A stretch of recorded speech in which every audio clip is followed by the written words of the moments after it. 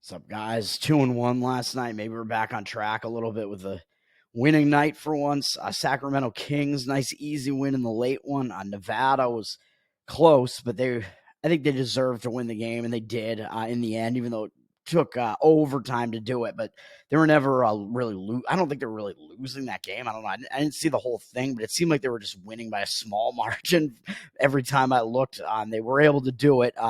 They did win on like a near buzzer beater at the end. And then I know the line was up to like 2.5 on Nevada. So that got a little interesting for people that kind of chased and got in a little late on Nevada, because it looked like they probably were not going to get there as far as covering that. They covered my 1.5, but the 2.5 looked like it shouldn't have happened. It was Nevada 2 after that shot that they made to basically win the game. But then the refs somehow said no, there were actually like 0.3 seconds left on the clock, and San Diego State actually committed an intentional foul before the clock ran out. So then Nevada got 2 free throws with 0.3 seconds left, made both of those to push it to 4. So Nevada covers for everyone just because of that. And then, of course, there was no time left to even get a shot off or anything after that. So that was kind of weird. It was questionable whether or not the foul happened before time ran or not. Kind of bizarre. Refs had to get together. It didn't even matter, really. I guess, technically, San Diego State would have had a chance to get, a tip in, but whatever. And then the Houston Rockets, they were completely out of the game, and I stopped paying attention. And then it turned out that they actually came back, and they actually took the lead with 18 seconds left. So they were actually winning as a 2.5-point underdog. They had a 1-point lead with 18 seconds left, and they still didn't cover. They gave up a shot, which put them back down 1. And then I think they intentionally fouled one time and lost by 3 and missed by a half point. So I was a half point away from having a 3-0 night, which would have been a nice turnaround. That would have been a nice quick win. It was still a winning night, but not as good. We moved to today. We got just a massive college basketball card. Man, I just feel so overwhelmed with these Saturday cards at this point, and it hasn't gone well for me. I think I'm 1-7. Am I 1-7 in the last 2 Saturdays? I don't know. I know I went 0-4, I think, in one of them 2 Saturdays ago. Last Saturday, maybe I did a little bit better. I won at least one of the – no, Saturday – last Saturday, I think I won the first one in Minnesota and then lost 3 in a row. It's just awful. Looking to today, let's talk about the actual plays that I'm on first, because why not? These are all letdown spots / sandwich spots, and in a couple of them, I don't even think the power ratings are quite in line with what the number is, and I'm just still doing it because I like the spots on these enough that I'm going to do it. First one up, we're going to go with Syracuse +4. This one, I think, is in line with the power ratings on this one. Syracuse, I don't even know what the market is doing on this one. This is a fade of Clemson here. Clemson's coming off a gigantic upset win over North Carolina. They're down from 4 to 3.5 on the road here. It looks like they have 55% of the tickets and 61% of the cash. So it does look like the cash discrepancy is on them a little bit, but this is one I was just looking to play against Clemson since their last game. They played 2 tough games in a row, really, because they played Virginia basically to the wire in the game before that. And 2 games before that, they actually played a tough game against Duke, too, coming within 1 against Duke, and then they had Louisville sandwiched in there and didn't cover against Louisville. Maybe I should have been on Louisville on that one, but Clemson probably a big favorite there. Didn't cover that one at home, sandwiched in between all these bigger games. Then they played Virginia to within 1, and then, of course, we know what they did in the last game. They upset North Carolina. Now they have to go to Syracuse, and after this, they have Miami, who, even though Miami's a little bit down this year, they're ahead of Clemson in the conference at this point. They're a team with a decent record, although they're actually tied in the conference with Syracuse. But Miami's just got that name around them, and Miami made it pretty deep into the ACC tournament last year. I think they might have lost in the finals to Duke last year, and then, of course, we know Miami got to the Final Four last year, so they still have that kind of name recognition, that mystique surrounding their name there. So that's probably a bigger game than this one is for Clemson, having to face Miami next. And Miami beat Clemson once already this year in Miami by 13. So I don't know if there's going to be a little bit of a revenge motive in season there as well. But I think Clemson might not be in a great spot here to totally focus on Syracuse. You're coming off a giant win at North Carolina, man. And now you're facing a second straight road game before you have to face Miami, who just carries way more weight than Syracuse does at this point. Syracuse hasn't really been relevant in quite a while, but Syracuse just kind of quietly, just kind of moving along. And Syracuse finally, they got a win after they had lost 2 games in a row in not great fashion. They got a win in their last game against Louisville, and it was as an 8.5-point favorite, and Syracuse almost lost the game. It was close, but they were able to escape against a really bad Louisville team, who's probably the worst team in the entire conference. So I like that as a positive for Syracuse. So not only is Clemson in a letdown spot off of the massive win over North Carolina, Syracuse just barely escaped against Louisville. So I think Syracuse is going to be focused because of that, man. Even though they have North Carolina up next, I don't know if they care about that. I think they're looking to try to get some good wins here, although Clemson, I think, is maybe at this point kind of fighting to remain in the tournament bubble. So I don't know. Both teams have a little bit of motivation from that respect, but Clemson's just in a letdown spot, man. It's Syracuse almost losing as a huge favorite to the lowly Louisville team. That's going to refocus Syracuse. So I like this one. So Syracuse +4 is going to be that play. That's one of the better ones on the board. I think in power ratings wise, I think we're in line with that. Because even though Ken Pom has Syracuse down at 9, he actually only has that game being a 2-point game. So that's play number 1. Play number 2, I'm going to do it. I'm going to be on Florida, +1.5, even though it looks like, I don't know if we're chasing a little bit on this one, but this spot is just so bad for Auburn that I'm going to do it. And the market looks like it's in agreement with it. Auburn open 2.5, although Ken Pom actually has this a little higher. Auburn, a little bit undervalued, underrated just in general, because Ken Pom actually has them as the 4th best team in the country. But I just think this is a horrible spot. I just don't think they're going to show up focused in this one against Florida. So I am taking the Florida 1.5. I think as an underdog, it's decent, even though I think Ken Pom has Auburn winning this game by actually 3 or maybe even 4. But I'm still just going to suck it up and do it here, even though I'd like to be getting a few more points. It would have been better to get in on this at the 2.5 before it started moving down. Maybe I should have gotten on this overnight here, but I think 1.5 is the best you can do at this point. But you can get them as an underdog. I still like it. So we'll be on Florida plus the 1.5 here. Auburn down from 2.5 to 1.5. Florida with 81% of the cash on them and only 54% of the tickets. I question whether or not they're even actually really the public team here, but I think at least what the market percentages can tell you is that I think we're going to see that Florida is going to have the cash discrepancy coming in on them, whereas the public's going to be on Auburn. And this also sets up a spot where there are a few of these spots on the board, but this one combined with the situation, I think puts it over the top, despite the power ratings not quite being indicative of a play here as far as the number is concerned. But because the situation is so strong against Auburn, and because you have the added bonus of this being kind of the trap spot there a little bit, but the situation is what puts it over the top, because I don't want to blindly get involved in a game where the line just looks like a trap just because the line looks like a trap. But when it's combined with a really strong situation, that's where I wind up actually coming in and playing the game. So that's what I'm doing here. I'm doing that in kind of a couple of games. Really, I'm doing it in this one, though. So this one also has the additional kind of spot here where you have a ranked team in Auburn playing an unranked team on the road at Florida. Although Florida's not actually a favorite here. But this year we've seen that if you have a ranked team against an unranked team, and the unranked team is a home favorite, which was the case with Nevada last night, that's covering to the tune of 2/3 this year, 67%. So that's a really strong angle. This is almost in that territory where Auburn is a small road favorite.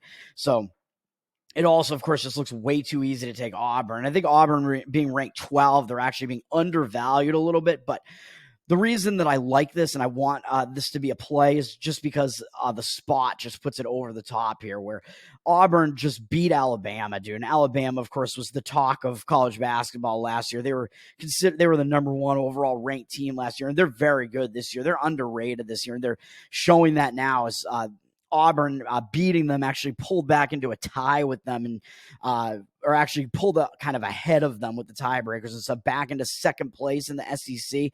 So that's a huge win for them. And who does Auburn have up next?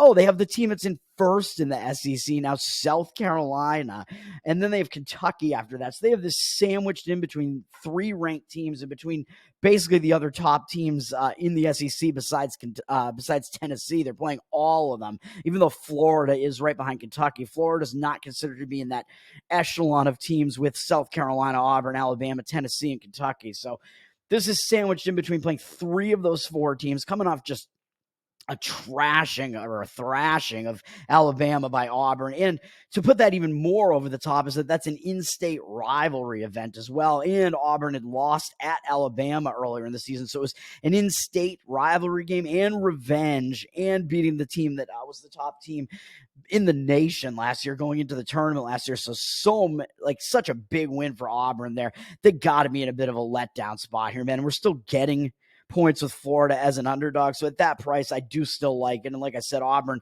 has South Carolina, who's now first in the SEC, up next.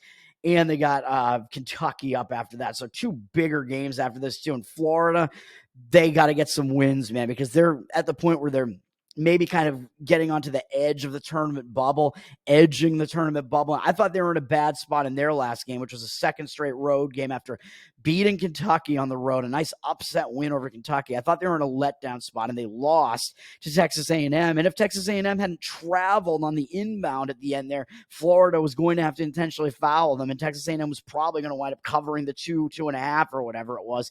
Instead, that didn't happen, although Florida still lost the game. So now they're back at home, and I think they're going to be focused, dude. They get a ranked Auburn team coming into their house. Florida's going to step it up for this game, and they need wins against some of the better teams here, ranked teams, to try to put something on their tournament resume to try to potentially maybe make the tournament. They're not totally out of it at this point, so I think they have a little bit more motivation here. Auburn doesn't really have as much left to prove, even though, of course, they're trying to win the SEC here. But the games that are surrounding this one are the games against the top teams in the conference. So I like Florida. It's a sandwich spot for Auburn.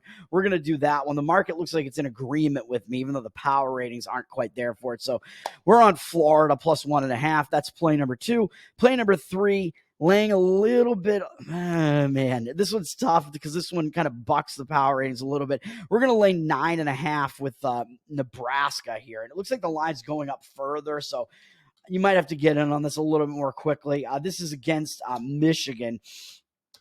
I like Nebraska here. Nebraska, it looks like they're actually sitting at 10 at most spots now and have been at 10 with juice. Maybe it looks like it's gone down a little bit. I found it at 9.5. Power ratings, like Ken Baum kind of has this sitting in like the 7-ish range, which I don't love that much, but this is a bad spot for Michigan, dude. I like Nebraska much better in this spot. I think it's a tough spot for for Michigan going to Nebraska. This says Nebraska has 95% of the tickets and 100% of the cash. I don't think that's right, but I do think that we might see the cash come in on the Nebraska side more so than on the Michigan side here. Nebraska, they're coming off 2 losses, dude, and if you look at what they did in their last game, they got blown out at Northwestern, so that's going to refocus them. I think that's an ugly loss, even though Northwestern's been playing fairly well. They got trashed by Northwestern. But look at the situation that Nebraska was in that game. They were coming off 2 games against Wisconsin where they beat Wisconsin in a huge comeback that was helped by the refs, like I said, and went into overtime. Massive win, court-storming type of win over Wisconsin. Then they went out on the road and they played Illinois, I believe, also into overtime. Played them really close and lost that game in overtime. So 2 overtime games against a couple of the top teams in the conference in Wisconsin and Illinois, winning one of the 2. Coming out of that and playing a second straight road game, they came up flat, dude. I should have been on Northwestern in that game. I don't know why I wasn't. Northwestern, why wasn't I on Northwestern? Northwestern was coming off 2 bad losses, too. I don't know how I overlooked that game, man. I don't think I played Northwestern in them, but that was a really bad spot for Nebraska. Good spot to play Northwestern in that one. Northwestern bouncing back from a couple losses, but now that explains that loss. Nebraska, really horrible loss in a really horrible spot. That's going to refocus them. They don't have anything up next, really, that they're going to care about that much against Penn State coming up, whatever. I think they're going to be in an angry mood, an embarrassed mood, and they're going to want to take it out on Michigan, man. So Nebraska's in a positive spot after a really ugly loss that was explainable because it was in a bad spot. So that makes them look worse than they actually are. What spot is Michigan in, though, besides being at the very bottom of the Big Ten, even though I actually think that probably Michigan is actually maybe a little bit better than Rutgers and better than Penn State power ratings wise. Penn State, I think, has had the easier schedule, but Michigan's certainly not very good. But what's the situation Michigan is in? Oh, they're coming off, well, their win of the year, and they know they're not going to make the tournament or anything like that. So that's a win that they're going to be celebrating, dude. They just beat Wisconsin at home as a home underdog. Big upset win. Like I said, win of the season for Michigan. Michigan, a team that hasn't been doing anything right, has looked really awful, and they pulled off that win against Wisconsin. And I think you can explain that Wisconsin spot too, because Wisconsin, what spot were they in? They just lost in overtime at Nebraska, and then they played a really difficult game against Purdue that went almost to the wire, where they had chances to potentially beat Purdue at home there, and they fell just short. So Wisconsin was really not in a good spot. And I probably should have gone against Wisconsin too in that game that they played against Michigan. I'm overlooking some spots that are actually pretty good, man. I don't feel great about that, but I am trying to be very selective in spots. So, but those look like spots that I should have played. So I don't know what's wrong with me. And I'm probably overlooking some spots on the college basketball board today too, because it's so packed. And I'll mention a couple other games that I was close to playing here. But Michigan's in a huge letdown spot, dude. So not only is Nebraska in a spot where they're going to want to bounce back after a horrendous loss that can be explained by it being a really bad spot, Michigan is off a really good looking win that can be explained by Wisconsin being in a really bad spot. And Wisconsin just wasn't quite focused for that one, and Michigan got pulled off the big upset, their win of the season, and they also have Illinois up next, who's another highly ranked team. Nebraska is at least below 500 in the Big Ten, even though Nebraska's probably going to be a tournament team, so it's not like Nebraska's like really that bad a team. It's not like Michigan can afford to overlook anybody, but still, Michigan coming off such a monster win of the season, and it is Illinois, who's one of the highest ranked teams in the Big Ten up next. It's kind of a sandwich spot, man. It's not a good spot, and it is a spot where Nebraska, I believe, is going to want to show up focused to get back to that 500 mark. They can't really afford to lose games like this either. They've lost 3 of their last 4, and they're not going to want to fall into like the bubble here, man, because they were like definitively going to be in the tournament. And now it's getting a little bit questionable. So they can't afford to have a bad loss on their record like Michigan here. They're going to be embarrassed off of that really ugly loss by 22 to Northwestern. I like Nebraska here. We're doing it. Nebraska -2.5. And then finally, this line has moved up a bit too, up into the 11 range. I'm going to have to figure out like what number I'm actually going to play in this. I'm going to play BYU. It looks like they're up, unfortunately, from 9.5 to 11, though. So this is a little bit tough. But Ken Baum has had BYU ranked really high all year, man. He's got them winning this game by 11, I believe. He has them ranked 11th power rating-wise, and Kansas State only 72nd. So BYU, if anything, is still being a little bit disrespected, really, in the market, even though they are a ranked team against Kansas State being an unranked team. But I think people saw what Kansas State just did, man. They're in like the ultimate letdown spot. They just beat Kansas. I was on that game. It was a great spot for Kansas State to come in and beat Kansas there. Kansas had that game kind of sandwiched in between bigger Big 12 opponents, and I believe it was coming off the big win over Houston, which is between what people basically think are the top 2 teams in the conference, Kansas and Houston. So that was a giant win between 2 top 4 teams. Kansas beating Houston. So they were in the letdown spot. So they were in a bad spot. And it was a spot where Kansas State, of course, is going to step up when they have Kansas coming into their house. Kansas State played a great game, went all out. The game was close.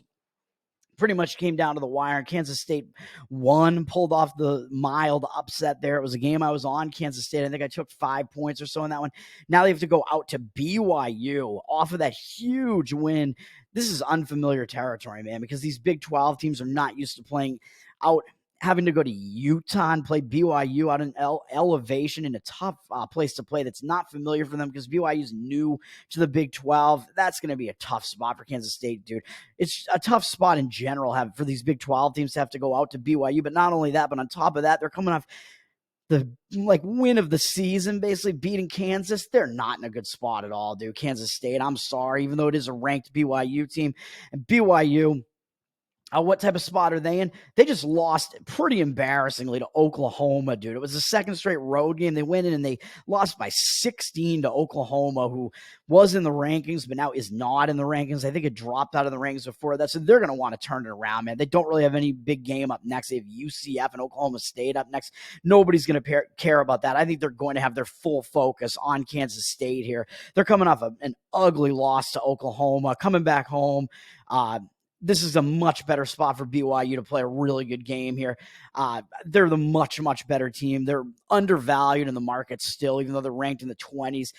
Ken Baum has had them a top 10 team for a lot of the year, even though he has them at 11th right now. BYU is just a very, very solid team, dude. He's got them at 8th in offensive efficiency in the country and actually quite good defensively as well at 107th. So they're going to be able to score here. And you want a team that has a good offense when you're laying a lot of points like this, and BYU has a really good offense. So that's going to also bode well for them.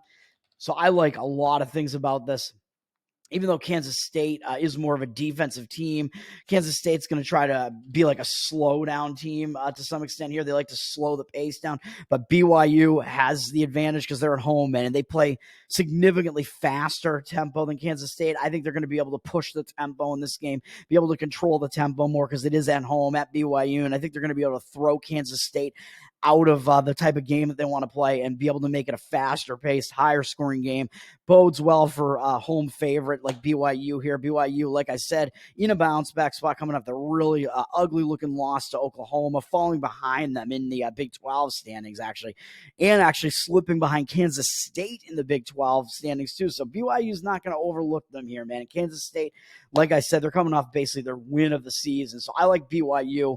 That'll be at BYU minus 11 or something like that, even though it's gone up from 9.5. The market does look like it's moving in my direction with much more of the cash, 96% on BYU than the only 58% of the tickets. So the market really looks good on it as well. So I like that. And then a couple of games I was almost on. I do think that Providence is in a letdown spot. So Butler is up from 4 to 4.5. So I do kind of like that one, except for the fact that Butler is coming off kind of a tough game against UConn as well, even though they lost. That gives me a little bit of hesitation there, but the lean is definitely to the Butler side. And people are talking about how Butler is kind of on the tournament bubble now, too, all of a sudden, which Providence also is on the tournament bubble. So both teams will have motivation in that respect. But Providence just beat Creighton, dude. So they're coming off a huge win over Creighton. Nice big win at home. They're now having to go out to Butler. Not really the best spot there. Butler, I forget what. Butler, yeah, they're off the loss to UConn. So that was kind of a tough game where Butler played them to within single digits. Butler was kind of down by 8, 9, 10 for like almost the entire second half, but hanging in against UConn. They played a pretty decent game against UConn, so they're not in like quite the best spot, but I think Providence is in the worst spot. And Providence did already beat Butler by, I believe, 10 points or so at home earlier this year. So I don't know if Providence is going to overlook Butler at all because of that. Providence does have St. John's on deck, and St. John's is more definitively in the tournament at this point, so a little bit of a better team than Butler is. So it's possible that Providence is in a little bit of a sandwich here, but Butler coming off the tough UConn performance gives me a little bit of hesitation. That and them being a little bit more public than I'd like to see there, but I do like Butler in that one. I like Michigan State, although the market read doesn't look very good against Michigan State here. This is a situation where you have a ranked team as an underdog against an unranked team, and that's Illinois at Michigan State. The rank is just discrepancy here is way off from what these teams actually are, dude. Illinois is ranked about where they should be, like basically somewhere around a top 10 team. I think that's accurate for Illinois, but Michigan State's probably a top 20 or so team, and they haven't been ranked like it all season because Tom Izzo likes to like bolster their resume by playing a bunch of tough out-of-conference games. They play one of the toughest out-of-conference schedules, so they become like a really battle-tested team, although a lot of times their record gets kind of wrecked because of that. So it tends to make Michigan State look worse than they actually are, even up to getting into the tournament, because they just played such a gauntlet of a schedule. They wind up being kind of an undervalued commodity later in the season and into the tournament. So I like Michigan State in this one. It looks way too easy to take Illinois as an underdog. How are you getting Illinois, the 10th ranked team in the country, as an underdog against a Michigan State team whose record isn't really that good? The situation, I don't think, is really that much of a factor in this one. I don't think Illinois is really coming off of anything huge, although Michigan State is coming off a pretty ugly loss at Minnesota where they probably should have won. So Michigan State might have a little bit of extra motivation because of that, but I don't think they're going to need that much more motivation when it's Illinois coming into their house. So I believe Michigan State lost at Illinois earlier this season, but I think Michigan State played them pretty tough and played them to like within a few points. So will that be something that will focus Illinois on this? Maybe, because Illinois does know Michigan State gave them a run for their money at home. So it's what keeps me off of it a little bit, but I would lean to the Michigan State side just because it almost looks like the books are begging you to take Illinois here. But I do think the like power ratings guys like KenPom, because he has Illinois as the better team. He does have Illinois only losing this game by 1, so it's a little bit off from where it is right now. It's up from 2 to 3.5, and I see Michigan State, or 2.5 to 3, excuse me. And I see Michigan State with 60% of the cash and 60% of the tickets. So it's not something I really love, at least. But I do lean to the Michigan State side there. I like Old Dominion. I lean to Old Dominion. That's, I believe, one of those stronger plays as well, where it almost that line is almost one that looks like a trap as well. But the market looks like it's against me on that one too, which is why I'm not going to be able to quite get there on Old Dominion. But Old Dominion down from 4.5 to 4 as a home favorite. Central Michigan going into Old Dominion has 62% of tickets, with 77% of the cash. So it does look like the market is kind of indicating with the cash discrepancy and the line move going towards Central Michigan, but I don't quite get it, dude, because Central Michigan was ranked 3rd in the MAC. This is one of these weird crossover events where the MAC is playing the Sun Belts today. It's the MAC Sun Belt Challenge, but I think home teams tend to have a little bit of an advantage in those cross-conference like battles like this, because the home team is in the familiar environment, obviously playing on their home court, but the road team has to go into some unfamiliar venue in the middle of the season, in the middle of conference play. So it's a little bit worse for the road team in general. But this is also a situation where Central Michigan was in like 3rd place in the MAC based on the standings, and they ran into Akron, who is actually a good team, much better than Central Michigan. At Central Michigan, they're worse than their record looks, man, by quite a bit, I would say. They ran into Akron, who's actually probably the best team in the MAC, and Akron smacked them back down to earth and beat them by double digits. And that ended a pretty decent win streak for Central Michigan. So I think that puts Central Michigan in a bad spot, dude. When you get up like emotionally for a game, you're playing like the top team in the conference, you think you have a chance to maybe like make noise in this conference, and Akron just smacks you down and says, nope, you're not as good as we are.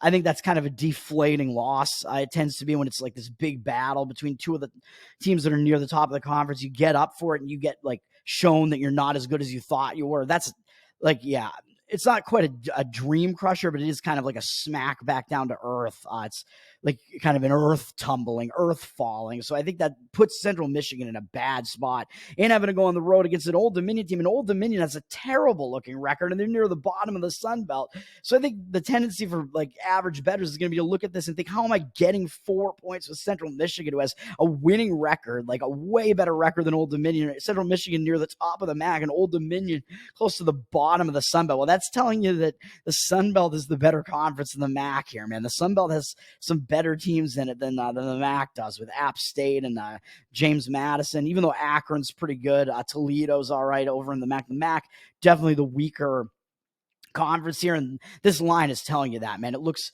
suspicious, but power ratings guys like KenPom, I think, has Old Dominion just very slightly ranked below Central Michigan, but only by a few ranking points. He has this line right in line with where it is at around 4. And Old Dominion is coming off a loss at Southern Miss, which was a 3rd straight road game, though. And they had won at Marshall and then lost at James Madison, who's probably the best team in the Sun Belt. So they were coming off 2 kind of tough games and playing a 3rd straight road game when they went to Southern Miss. So I think that can kind of explain why Old Dominion lost that game. So I lean to Old Dominion.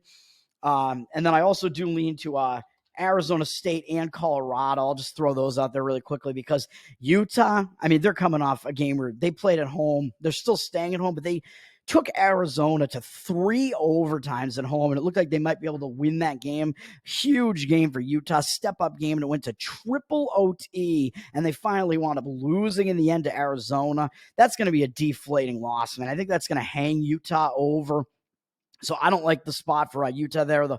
Arizona State's not in a good spot either, though, because they're, I believe, playing back-to-back games in elevation. They're having to do that at Colorado and then at Utah leg there. Even though they lost to Colorado, they're probably going to want to try to step it up and win one of those 2 games. It is tough to play back-to-back games in elevation like that. So that stuff, when you're like not used to it.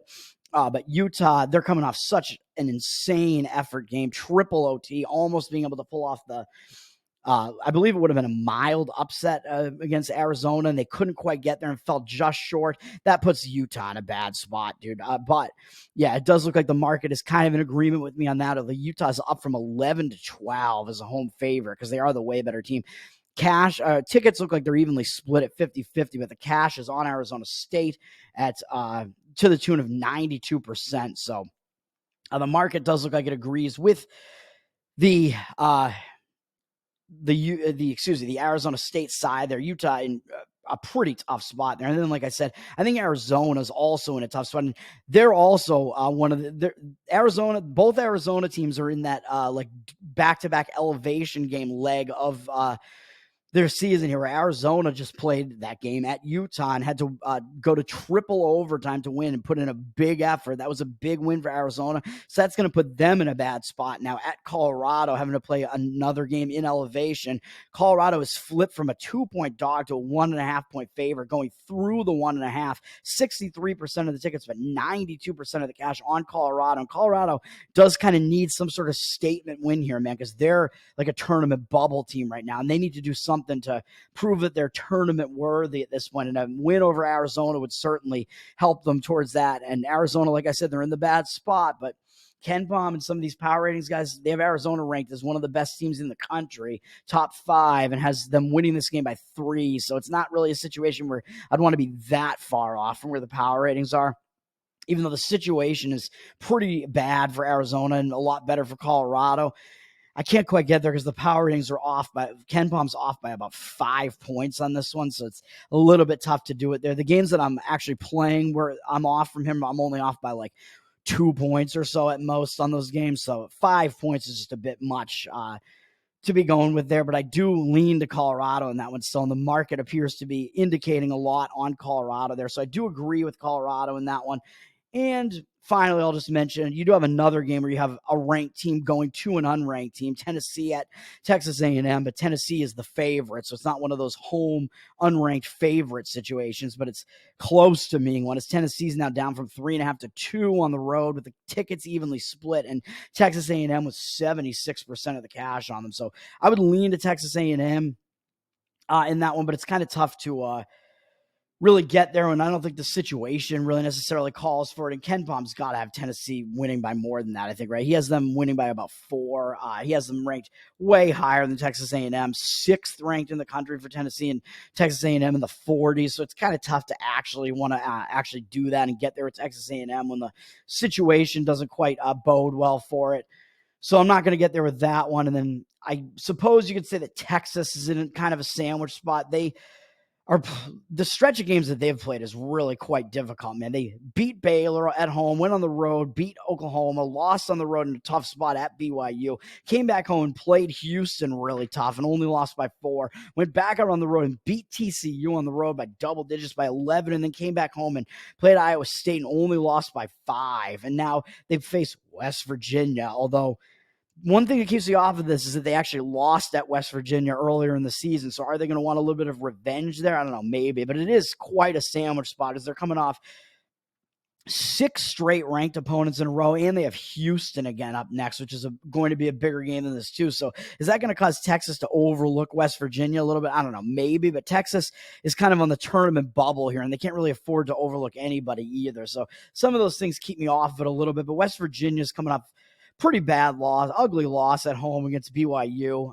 So they might be focused, be able to go back, put that aside and go out on the road. Might help them focus on Texas a little bit. So I do lean to West Virginia, but you're getting into territory where you're going to have to play like a huge underdog here. It's down from 13.5 to 13 on Texas. I think KenPom probably has the number somewhere close to where that is. 69% of the tickets, but 95% of the cash on Texas. I don't know about that, but I do think Texas is in kind of a sandwich spot. So I don't like Texas there, and I don't like the other side of that in Iowa State either there. So I think Iowa State's not really in the greatest spot as they came off a game where they played 2 straight road. They played 3 big games in a row, beating Kansas, then going out on the road and playing Baylor to the wire and losing just because that shot at the end didn't go off in time. Then they had a 2nd straight road game, lost at Texas.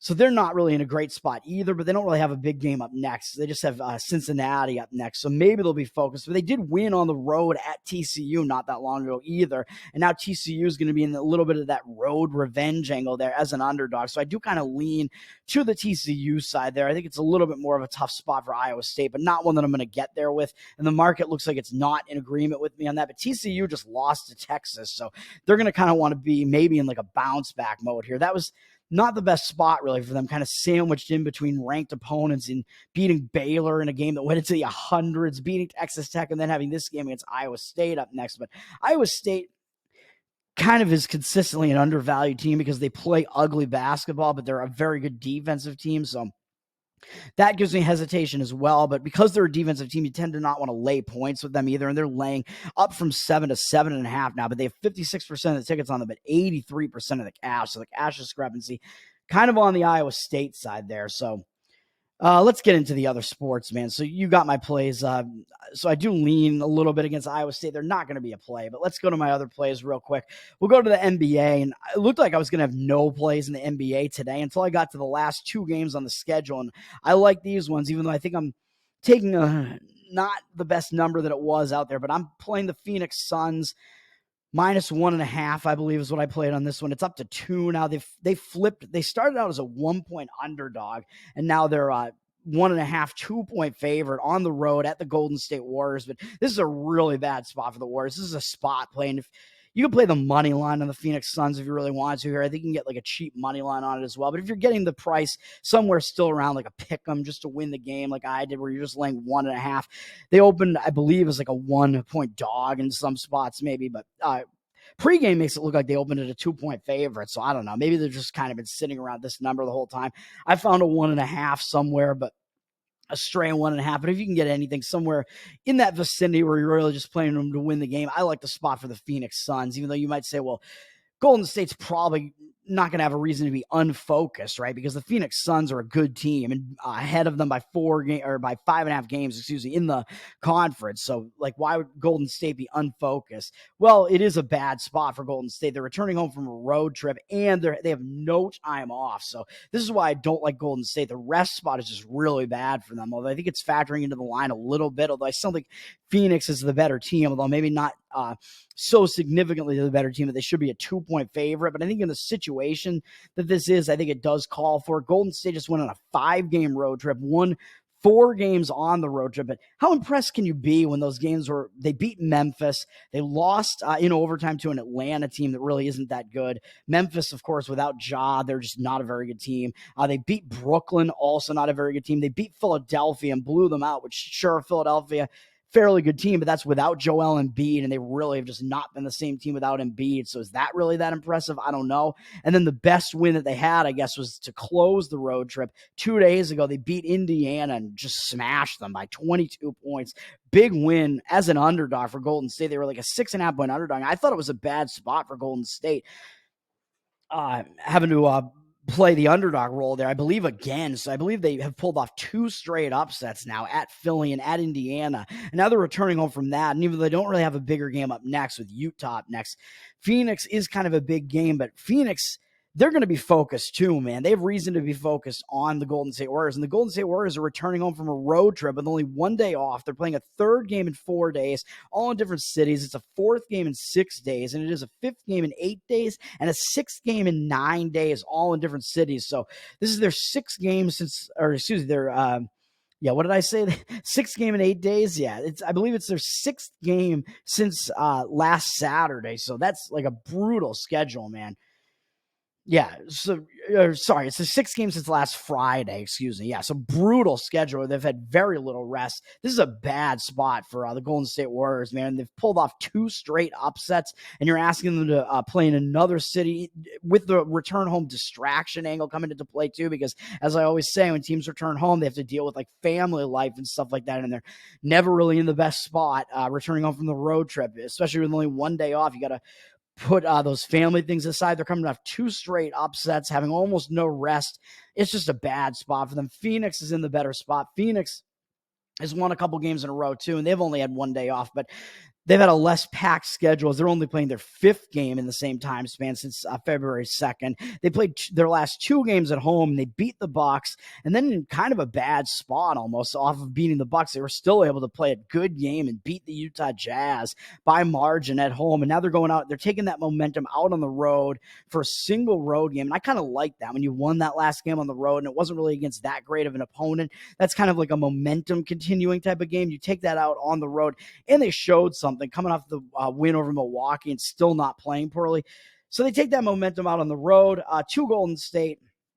I like it. Warriors have 87% of the tickets and 86% of the cash. I got to get this done quickly because I'm about to run out of time here. So I like the Phoenix Suns there. It's a bad spot for Golden State, terrible rest spot, and much better. I believe it's a kind of momentum continuing spot for the Phoenix Suns. The other game I'm on is going to be on the Portland Trail Blazers. I have to go back to the Blazers again at plus 7.5. Pelicans have 57% of the tickets on them, but 66% of the cash over on the Trail Blazers. This line looks like it's climbing even higher, so you might be able to get a better number than that, even maybe 8. It's gone up from 7 to 7.5 through the 7.5, even though it looks like the cash discrepancy is on the Trail Blazers. And I agree with where the market is leaning there, even though the market looks like it's pushing the line up against it. New Orleans is in a bad spot, dude. Even though they did just lose last night, that was a win streak breaking loss against the LeBron-led Lakers team. So they're in a tough spot, dude. That's a big game that you get up for. And they played both LA teams. They won at the Clippers, which is a big win the game before that, and then had to go to the Lakers.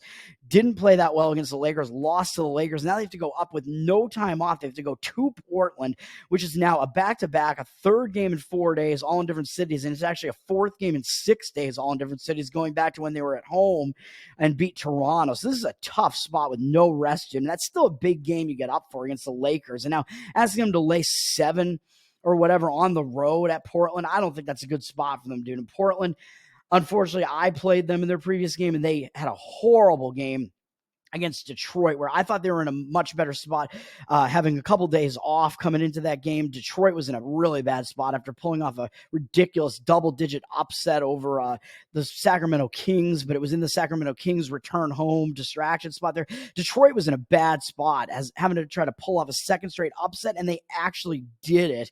Portland was dominating them and winning the game by like somewhere in the 20s in the 3rd quarter. They were still up double digits, fairly significantly into the 4th quarter, and they wind up losing the game in overtime. That's just an embarrassing loss, dude. And they have 1 day off at least, whereas the Pelicans do not. Just try to get over that loss. I think Portland's going to be focused here, man. They're playing decent basketball before running into some better teams. They actually beat Milwaukee and Philadelphia, but then they lost 2 to Denver on the road, which you can't blame them for that. They ran into a good team there. They're playing okay basketball before that, after they were really bad earlier in the season. But now I think they're going to be in an embarrassed mood, man. Losing that game where you had the game totally in hand. You're blowing out Detroit, the worst team in basketball, historically bad team. And then you blow the entire lead and wind up losing to Detroit. That's pretty unacceptable, dude.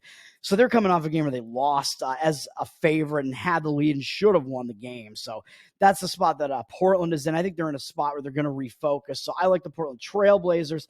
And then over in the NHL, starting slow, coming back into the NHL season as we start getting the full NHL slate again. I should have played the Minnesota Wild last night. The market kept me off of it, but I was right about the Minnesota Wild last night.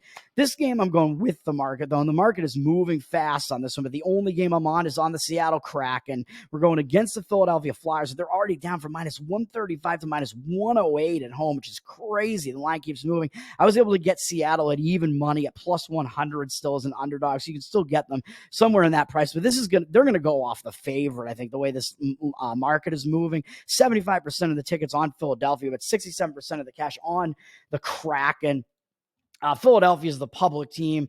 And just real quick, Philadelphia, they're in a bad spot, dude. They just beat the Winnipeg Jets and the Florida Panthers. So they're coming off 2 big wins. Those are their 2 games since the All-Star break. They've pulled off 2 huge wins against a couple of the better teams in hockey. Now they step down a little bit and face Seattle with only 1 day off. They're in a letdown spot, dude, off of 2 big wins, even though they only do have Arizona up next. Seattle has not played since before the All-Star break. They're one of the couple teams left that still hasn't played yet. Going into the All-Star break, they lost to the San Jose Sharks. So I think that's pretty unacceptable. I think they're going to use the All-Star break to refocus, man. you have such a bad game like that going into the All-Star break. So I like Seattle. They're in a bounce-back spot. So once again, all those plays really quick. College basketball, Syracuse +4, Florida +1.5, Nebraska -9.5, and BYU -11 or so, wherever I can get it. I haven't played that one quite yet. NBA, Phoenix -2, Portland +7.5, and in the NHL, the Seattle Kraken +100. Have a good day, man. Super Bowl videos up. You can check that out. It's Super Bowl weekend, baby. Hopefully we get back on the winning track. Hopefully last night was a precursor of what's to come. Have an awesome one, man. Peace.